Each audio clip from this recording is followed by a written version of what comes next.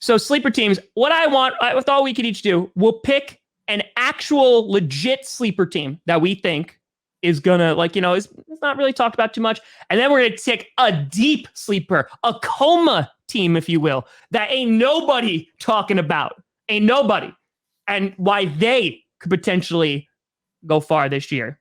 Would you like me to start, or would you like to start, Mr. Brandon Perna? No, you start, because I forgot to think about my actual sleeper team. That's fine. I got it. All right. I've been saying this on the channel the entire time. Brandon, just cover your ears a little bit. Just a little bit. My actual sleeper team is the LA Chargers. Okay. The LA Chargers, they got everything, buddy. They got a new defensive-minded head coach. Okay. I didn't want to break up after the first episode, but it has to happen here. Okay. Austin Eckler, gonna have a phenomenal season. Corey Linsley, all-pro center. You got Brian Bulaga, Iowa, still there. So you got the Green Bay Packer connection. Okay. Justin Herbert, rookie of the year. Easy. Keenan Allen, still there. Williams, I'm pretty sure he's in a contract year. Pretty sure. Defense, still got the Bosa's. But you also have inside linebackers who are going to be taking a step.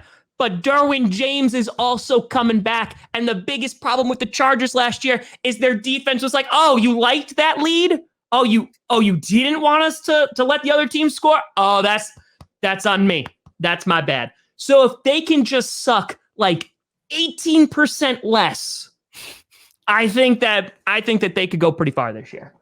Yeah, well, they should be getting Drew Tranquil back at linebacker. So you're talking about that, and I think Will Keys and I cursed him last year. We put him as like our underrated player on the Chargers, and then he got hurt for the season, like the day after.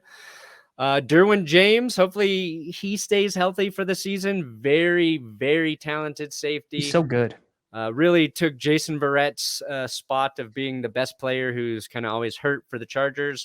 That's the thing, man. Like every time people buy into the Chargers, yep, they get all these. I mean, Austin Eckler got hurt last season. They didn't have anybody behind Eckler. Also, I thought Latavius Murray makes a lot of sense to the Chargers.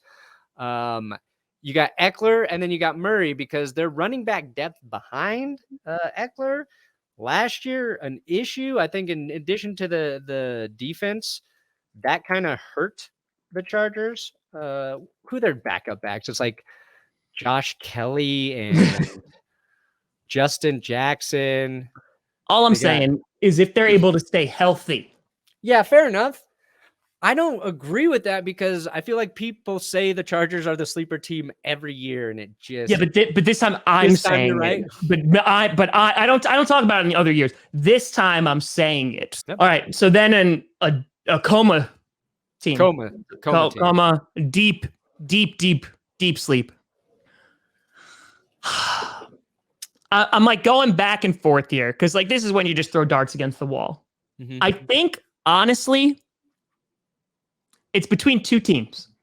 It's between the New York Football Giants and the Carolina Panthers.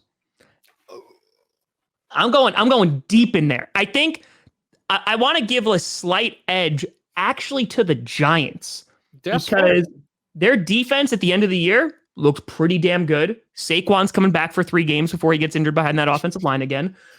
They got Kenny Golladay, right? Daniel Jones is going to either figure it out or not. That's going to be something. But I think that they have enough in a bad division where they could sneak into the playoffs and they could cause some damage.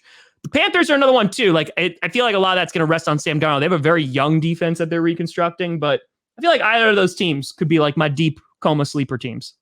I think the Giants will be trading for Gardner Minshew. Ooh. I mean, they got Mike Glennon as the backup to Dan Jones, so they're all in on Dan Jones. I like the Giants as well. My Instagram post yesterday at Brandon Perna, I had 3 boomer bust teams. Oh. Like I wanted to pick the Broncos for the sleeper of this episode, but we're going to talk about them later, so I didn't do it. No. But my 3 teams were the Rams, the Broncos, and the Giants. And I think the Giants are primed to have a good season if Daniel Jones doesn't, pardon my French, fuck it up royally fuck it up. He just got to get better. I thought Dan Jones and Drew Lock were in the same boat.